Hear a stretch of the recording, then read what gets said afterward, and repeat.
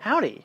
I wanted to take a look into my thoughts on the 2023 lineup of cinema. I watched 50 films in total that were 2023 releases, a few of which I watched in January to kind of, I won't exactly say to tide over, but to kind of watch the ones that I still really want to watch that are mostly American films that didn't come out in Australia till a long time after. So there will be some in this list that I have not yet watched. In fact, there are a couple hundred, realistically, a lot of Asian cinema in particular I have not watched because life's fun. But we had a lot of delayed releases, especially from the US and Australia, so that was painful, to say the least. Yeah, so we'll get into it. My top, I think, 20 with 2 honourable mentions I want to put in, because I did actually watch a couple films at the start of this year, which I did add to, obviously, this whole list, which you can look at on my letterbox down below, including my top worst of the movies of the year, which I'll do as a separate video next, or will have already come out. I think it'll come out next. I don't know. I haven't filmed it yet. My honourable mentions. We have the first Slam Dunk, which was a really fun anime film. I haven't read any of the manga. I didn't know anything about it going in. My mate was like, hey, let's go watch the first Slam Dunk. He knew some of the context, but he knew that the best thing about the movie was that it took one of the characters who was hardly developed and gives him a whole story, so you can watch it without having seen any of the show. And the animation is so beautiful. The story is really fun. I'm not a I'm not a sport person. I know I film it for kind of a living, but it helped because a couple of weeks later I actually had a basketball tournament to film, and I was like, oh hey, I know how this game works because I literally just watched an anime about it. So yeah, but it was really good, really funny, nicely dramatic, just a riveting story, if you will. I think I could mention my star ratings. I can. What did I give it? I gave it 4 stars. Not bad. I think it was my second favorite animated film of the year. Third favorite animated film of the year. So, yeah. I wonder if you'll know what my other 2 are. Oh, there's a couple, but not many. My honorable mention is Dungeons and Dragons because I just thought it was fun, and I had a fun time watching it. We watched it in the 40X cinema. That was a ride. Yeah. Still, I had fun. I'll watch it again eventually because I like those kind of adventure comedies, and I like the guys who made it because they did Game Night, and Game Night I love Game Night. So I'm not a big D&D person at all. I understand how it works. I watched that one Futurama episode special DVD film when I was a kid, so I kind of understand how D&D works, but it's not really my jam. But still, it is what it is. So, up to my top 20. I know, top 20. Oh, big list. I'll kind of try to breeze through the top 10. If there's anything I want to note, then I'll note it. Teenage Mutant Ninja Turtles Mutant Mayhem, because, again, I love the animation style. I really enjoyed the comedy and the characters. I've seen a whole bunch of TMNT throughout my whole life, and this is the first one that was like, oh, we're going to do a whole Jackie Chan fight scene because Splinter is voiced by Jackie Chan. And I loved it because I love Jackie Chan movies. I love the animation style. I love how it wasn't just they have to fight other mutants. It was they kind of do, but then it ups itself with its final act reveal and the boss that they fight, per se. If you know me, you know I like me some kaiju. So, hoy! And animated kaiju can be really fun. So, that was a real treat. I gave it 4 stars. I also gave 4 stars to Knock at the Cabin because I like a good thriller. I like a good Shyamalan. He's a good filmmaker. I'm down for anything he releases now. I mean, once he released Old, I was like, oh damn, this guy is really good. I'd seen some of his earlier stuff, but then I watched a lot of his stuff after watching Old. I'm like, man, this guy's good. He's made some shitty films, but he's made some masterpieces. So I mean, Old is probably his best film. Yeah, probably. I don't know. It's hard to say. It's definitely up there. But Knock at the Cabin was really good. I didn't love it as much, obviously, as these other films, but I still thought it was really good. At number 18, we have The Zone of Interest. I gave this one 4.5 stars. It took me a while to figure out a star rating for it because it is not a film that is easy. My mate and I watched it on like one of the first ever screenings. It's definitely the first day it came out in Australia. They had like, I think it was the Jewish International Film Festival. They had it at the Lido, and they played it. And my mate was most of these have been with my friend Guy. Actually, all of these except for Teenage Mutant Ninja Turtles were with my mate Guy so far. But yeah, he was like, we got to go watch this film. It's done by Jonathan Glazer. I've seen Under the Skin. I really like it. I haven't seen the rest of his films, but apparently they're on the Criterion channel, so I'm going to watch them on that. But yeah, it was not... I didn't know what it was about going into it. Obviously, I picked it up pretty goddamn early, what it was about, and I was like, oh. And of course, you're kind of watching it like, is this going to go anywhere? What's the gist? And it's just the experience of just absolute dread. Yeah, I recommend it. It's really, really riveting. It is a terrifying film. Really, really fucking good. I'm not surprised that it's getting like a lot of accolades and a lot of huge awards. I'm like, yeah, it's crazy that the guy who made Under the Skin made this, but I'm also like, you know what? He knows what he's doing. I still need to watch Sexy Beast and a bunch of other stuff that he's done, so I'll get around to that when I do. But yeah. I will note that some of these films are better in terms of film quality, that kind of jazz. But a lot of this is my favorite. I should say my favorite films of 2023 rather than the best films, because a lot of these aren't the best films. It's all subjective. So these are just my favorite in order.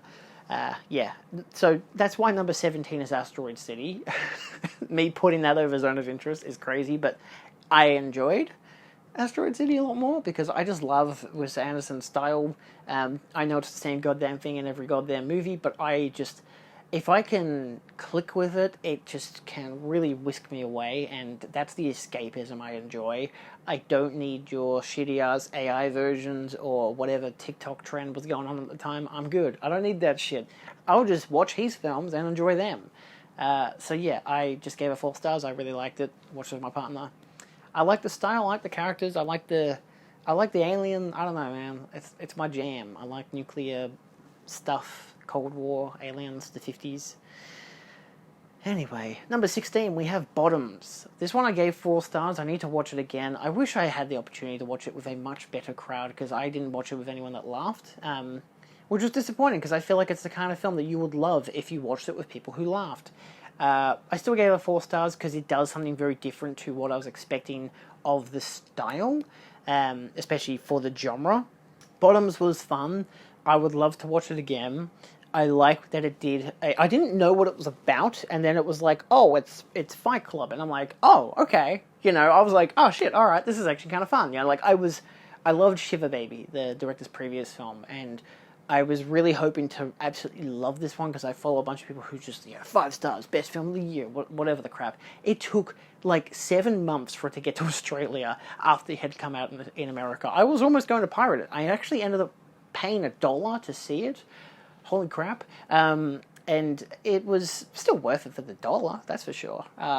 Yeah, but I just wish the audience would have loved it more. I needed that energy, the audience energy. It wasn't there. There was like 8 people in the cinema. A couple of them were definitely the target demographic, and they weren't really like laughing out loud. I'm like, come on. So, yeah, and I enjoyed the ending too. Like, it subverts the expectations I thought that it would do, It's not your regular teen high school comedy, but they're always going to compare it to Superbad, a movie I have never seen. So, hey, there we go. Anyway, number 15, we got Saw X, because 4 stars, baby. I love me some Saw. My favorite so far of the franchise. I'm absolutely loving this series of films. Yeah, I can't say anything bad about this film. I think the pacing's a little slow at the start. I imagine on rewatch I'll like it a lot more knowing how it's going to play out. Because it's very different to my other favorite of the series, Saw 6. And I think that is my favorite of the series. And yeah, they're basically like the exact same style of plotting, but there's a lot of dramatic build-up in Saw X that isn't there in Saw 6. It's kind of there, but different. So, I don't know, it's just good. Saw's back, baby. Come on, you can't go wrong. Saw 11's coming out this year. I'm so excited. I don't know. I can't believe I got into this stuff at the end of last year, and I'm like, oh shit, I'm a big Saw fan. Who would have thought? Gotta love me some Saw. Then we got Mission Impossible Dead Reckoning Part 1 at number 14. I gave it 4.5 stars. I love it. I don't know. I like the Cold War stuff. I love how just long it takes for the intro credits to kick in. Because it's like such an intense thriller at the start of the movie. And then there's like a big action scene. And then you get the thing. And it's half an hour in before the actual credits comes in. It's insane. I don't know, man. I love trains just exploding. Trains exploding is fun. I love this movie. It was so funny. I watched it twice in cinema. I watched it in IMAX, which isn't a bad thing, but it wasn't shot for IMAX, which is so stupid because the ads were shot for IMAX. A lot of previews were shown in the IMAX before, like Oppenheimer and whatever, or something else. But yeah, really daft that they did that. I think it was Avatar.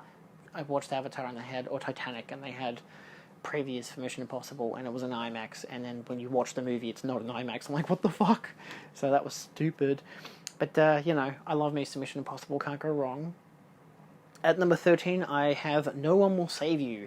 Yeah, had to stream it on Disney+. I really liked it. I know there's the gimmick that people don't like of the no talking except for one pivotal moment. Yeah, cliche, whatever. But I really liked it. I liked its style, I liked the tension, I love the aliens, like holy shit, I haven't seen an alien abduction film like this ever. I know there's a bunch, and a couple of them I have on Blu-ray and have not yet watched, because I hear that they're a lot more fucking terrifying. But I really liked it. I love the main actress, I like the film. I don't love the whole trauma baity bullshit that it takes the whole film to develop it all. Like, I don't like that style of filmmaking and narrative play out anymore. It's boring, it's tired, whatever. You know, I don't need that anymore. So that's the weaker part of the film for me. I don't know how much I'll appreciate it on rewatch. I know a friend of mine who watched it didn't like it as much because she preferred the guy's previous film. And I haven't seen any films from this person, from this director, so I'm curious to watch more of their films. And yeah, but I liked it. I like me some aliens and invading and abducting, and it's pretty fun. At number 12, we have Talk to Me, because Australian cinema is not always dead, but it can be fun, and I enjoyed it. It was very funny. It took me a while to get into it, but then when I did, it was like, oh, this shit's a banger. Like, this is slapping. I gave it 4 stars. Really enjoyed it. I need to watch it again. There is some very terrifying sequences, but I don't know, it's just a lot of fun. You know, it's one of those films that people will watch and they're not huge on horror, so then when they see it, they're like, all these grotesque scenes and stuff, and they'll be like, oh my god, that's going to stay with me for life, and whatever, that made me paralyzed in the cinema, that kind of shit. And I look at that scene and I'm like, oh, that's like Society, like the Brian using the film, like, I don't know, man, this is kind of funny. You know, when I see that stuff, I'm like, oh, hey, it's kind of funny. So, yeah. I don't know, if a really fucked up horror thing happens and I can make it and laugh out of it, but not laugh because it's stupid, but laugh because of how much it makes me scared. I'm like, oh shit, this is good. That's a good movie. Especially for a horror person like myself. Number 11, we have Anatomy of a Fall. I feel like I should place this higher, but I really preferred all the rest of the films that came out, because all these films are fucking masterpieces. I gave it 4 stars. It's probably worthy of a 4.5 to 5 stars, realistically. I'm not as huge on courtroom dramas, but it was phenomenally portrayed. The acting, the directing, everything about it is like, actually, this is pretty fucking good. It's probably more of a 4.5 star film. I don't know. Star ratings are so bloody arbitrary anyway.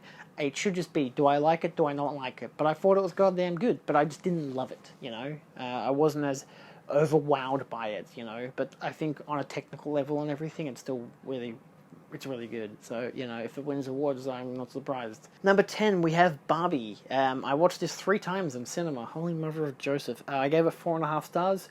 I don't know, man. I liked it. I think I gave it 4 stars the first time, but it wasn't until the second time that it really sunk in, like, especially its ideals and what it's talking about. It goes to show, when you have the big, you know, monologue moment, if you've seen the film, you know it. You know, if you kind of zone out and roll your eyes at it and whatever, then you're not appreciating the film. But then, and it was kind of one of those, oh, I get your message, I don't really need to pay maybe that much attention to it, whatever. But then when I watched it the second time, I was like, actually, this is really good. Like, like, I already liked the film and liked everything about it, but then it was just this extra element to it. I'm like, actually, this really sells itself. I really like.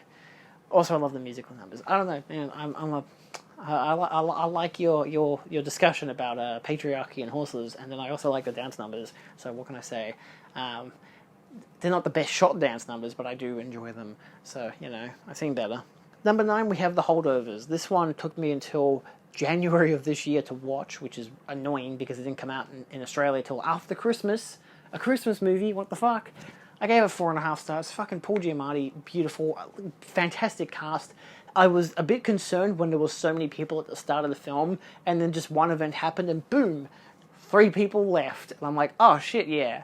Now we're cooking. So it's beautifully acted. I wish it was shot on film, but I do like the filmic look, despite it being digital with film grain added on top. But I love the style of it. It just works. It felt like a film that was made in the 70s. I really liked it, so I would highly recommend it. I think it is a phenomenal film. I gave it 4.5 stars. A lot of these I'm giving 4.5 to 5 stars. Next up, we have Oppenheimer at number 8. I know, I'm not giving Oppenheimer number 1. What is wrong with me? How dare I not give the best film of the year the best slot of the year? I saw this twice. I liked it in the theatrical version we watched, and then I liked it in IMAX. Better in IMAX, clearly, but a little slow in some spots for me. But I still really like it. Like, again, it's one of those, I can see the beauty in it. I enjoy the film. I think it can be incredibly beautiful and incredibly tense. The pacing can feel a little off, and I'm going to say this now because that's a thing for one of the films I have further up, where for such a lengthy film, the pacing can be perfected. So, I don't know. I had some tired moments a couple of times in it, but it's still a fucking fantastic film. What can I say? Nuclear explosions. I don't know. Number 7, John Wick Chapter 4, because it's just a long fight scenes, and I'm not tired of these films. And I watched all of them leading up to it, and I'm like, oh, I'm going to rewatch the third one, which I'm pretty sure I despite having watched like 3 times by that stage, was like, maybe it's not actually that good. And I'm watching, I'm like, how fuck, this is maybe the best one. I think the best one is the third one, weirdly. It's either the third one or the first one. The third one seems to really nail everything it does. I don't exactly always love the dog parts because I feel like that drags it out a little, but at the same time, it doesn't actually go for that long. It just kind of stuck with me the first couple of times I watched it. If I'm going to do a ranking, it'll probably be 3, 1, 4, 2. I love the end, like the final act of number 2, but I don't care for the first half of number 2. I don't care where he's an assassin. I like when he's doing revenge stuff. So when it becomes a revenge film, I'm like, fuck yeah, this is the shit. Why wasn't this the whole movie? Like, I love the first one. The lower budget kind of cuts it a little, especially the final act, but I still really enjoy it. It's a really fun movie. But the fourth one, maybe I prefer the fourth one over the first one. I don't know. I think the first one is a stronger narrative. But the fourth one's just so fun. It's just all the action scenes are fun. Did I watch it once or twice? I only watched it once. It's 170 minutes. I need to watch it the second time. But yeah, that was a depending. I was like, oh, do I want to put this higher? But I had a smile on my face the whole goddamn movie. So, and when you get to that top-down action scene, I'm just like, oh, they're doing this. Like, that's one of those, oh my god, they're doing this. Oh, I love it. Number 6, much simpler of a film, basically the polar opposite, but I thought was very funny, The Killer. I feel like I should probably change it around, but I really just like the style of The Killer. I didn't actually get all the jokes. I luckily watched it in a cinema, which was a great idea because it was like in its preview weeks before it went to Netflix, and it was really funny because I was understanding the jokes, because people were laughing at them, like the music choices and stuff. Like, I'm not into that exact kind of music, I haven't explored the music that's in the film, so when it's playing, I'm hearing one thing, but then I'm also hearing people laugh, and I'm like, okay, so this is a joke, because it's like, why would a person who's a hitman be listening to this? It's like, I get the irony of it, I get the joke. That really helped, because when my parents watched it, they didn't get the joke. So, yeah. But it's just, Fassbender's great. I love everything about the style of it. Finch is just a fantastic filmmaker, and I fucking hate that it's going straight to Netflix. I'm like, give me a 4K. This movie needs it. The compression on Netflix sucks ass. So watching this in the cinema was a great idea. Watched it in the exact same cinema screening that I watched a bunch of films last year at the Nova, at the Lido. The only one that was different was like Barbie, because I think it was Zone of Interest and The Killer, and there was another film. Oh, Anatomy of a Fall.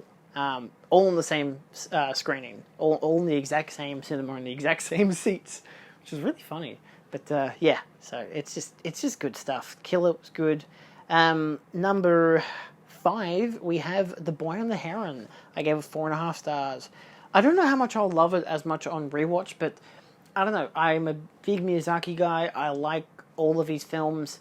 But yeah, Boy and the Heron, I know it's one of those, oh, he's just doing all his regular trademarks in one film. And I'm like, yeah, why not? Fucking David Lynch did it during The Return, you know? So if everyone was so, oh my god, he's doing all of his stuff again, but blah, blah, blah, blah, and we love it, whatever. But then Miyazaki does it and you don't like it, I think I don't know, man. Maybe because Lynch was still doing something different, and because all these styles can be very different throughout each film, so multiplying them together can give you a different overall product, whereas Miyazaki's are all kind of the same, so when you blend them all together, it's like, yeah, it's all kind of the same. So I guess maybe, sure. I still liked it. Number 4, we have Godzilla -1. Gave it 5 stars. I gave it 4.5 the first time because I didn't love the sappiness at the end. But then I was like, you know what, fuck it, why not? 5 stars. Who cares for the sappiness? I'm not as emotionally in tuned or just tuned in general, so sure, if everyone else wants to cry, I'll let them. If the movie wants them to do it, let them cry. Beautiful movie. Loved Godzilla. Keen for more Godzilla. Just, I can't go wrong, man. It's good. It's a lot more of a drama. It's less of a Godzilla destroys city. Oh no, what do we do? Godzilla destroyed another city. Oh no, it's not that. It's a World War II drama, and then Godzilla shows up a couple of times. It's fine. It's good. I like it. Number 3, we have Past Lives, which I gave 5 stars. I didn't get to watch it in cinema. I only got to watch it on a Blu-ray, and honestly, I kind of like that. Just me, the film, and sadness, and joy, and beauty, and I loved it. It's a gorgeous film. Again, 5 stars. Absolute fucking stunner of a film. It's I think I was lucky. I watched it just before everyone started shit talking on Twitter. I'm just like, good. I don't have to worry about what they're saying. I've enjoyed it. I've liked it. I can move on with my life. It's a beautiful film. I'd love to watch it again.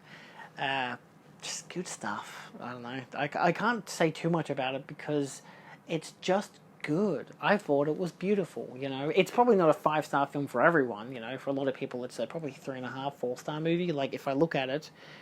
Yeah, there's a kind of general consensus between people I follow who 3.5, 4, 3, 5, 5, 4, 5, 5, 4, 4, 5, 5, 4.5, 4, 4. Okay, so a lot of people really liked it. But yeah, it's just good. I thought it was really beautiful. So, Number 2, which I also gave 5 stars, it's Killers of the Flower Moon. See, this is what I meant when I said a long film, that the pacing... finesse. This was the first Scorsese. This is 206 minutes. Holy fuck! This is like the first Scorsese film I've actually like truly loved. Like I still like King of Comedy and After Hours, and I still appreciate his films. But I've never like really loved his work. I'm like, it's good. I know it's good, but there's something there that hasn't connected with me yet. And this one did it for me. This one I'm like, holy god, this guy's a good goddamn filmmaker. It's a beautiful film. It is tragic. It is terrifying. It is so fucking powerful. What's her name? Because I gotta say her name. Lily Gladstone. Tremendous. My god, I haven't seen DiCaprio this good in a movie probably ever. It's just good stuff. It's a fucking phenomenal film, and I want to rewatch it. I want it to come out on 4K. Come on, give me a Criterion or something. Holy shit. It's a good movie. It's a good flick. Number 1 is Poor Things. I gave it 5 stars. I need to watch it again. I was hoping to watch it in 35mm. I missed that opportunity. I watched it in 4K at the Astor, and it was just... when a movie is just perfect for you? Like, this is my everything. This is right up my alley. This is exactly what I want in a movie. And that's not just because it's Emma Stone having sex. It's because it's fun, it's goofy, it's stupid, it's Frankenhooker but remade, which is great because I just watched Frankenhooker like a few months earlier. Oh, that made life so much easier. It's beautiful. I love it. I love Yorgos's films. It's just good stuff. I don't know, man. It's terrifically acted. This is one of those, oh shit, it's like this versus fucking Killers of the Flower Moon for like, for me, Best Picture when it comes to like the Oscars and whatever the shit. I don't know when the Oscars is, so I don't know when the video's coming out. Hopefully before the Oscars. I don't fucking care though. But yeah, I loved it. I loved every goddamn minute of it. I'm so excited to watch it again. Yeah, that's it. Cool. See you next time when I talk about my least favorite films of 2023. I hate that I still haven't watched a bunch. Like, there's like Blackberry and like again the Iron Claw and a couple others that I really wanted to watch. The Dream Scenario. There are so many I wanted to watch still. But it's one of those things that you kind of like. This is why I don't push myself at the very end of the year to actually be like, this is my favorite films, and then go from there. I'm like, I have a little like embargo, a little tide over period in like January and February. If I can't get all the ones I want to watch by the end of Jan, then that's it. That's my cutoff line, the end of Jan. Because realistically, in Australia, the end of January is when you get a bunch of 2023 films. A bunch of the really good ones that came out for the Oscar season at the end of the year. So, yeah, that's kind of what I did for 2022. I watched a lot of films at the start of 2023 that were 2022 films just for that one video of what was my favorite. But also, I don't like putting them in the pedestal immediately. Oh, is this my favorite? It was just not my favorite. Like, I had May, December, I watched on the same day. In the same 2-day period, I watched May, December, The Holdovers, and Anatomy of a Murder. And Anatomy of a Murder? Anatomy of a Fall. And you go all three of those films, and you heard of 2 of them in my top 20 list. 2. May, December, narrowly avoided it. It was like number 23, 24. So, yeah. Anyway, thanks for watching. See you next time. Adios. What was your favorite fucking movie? I don't know. Comments, whatever.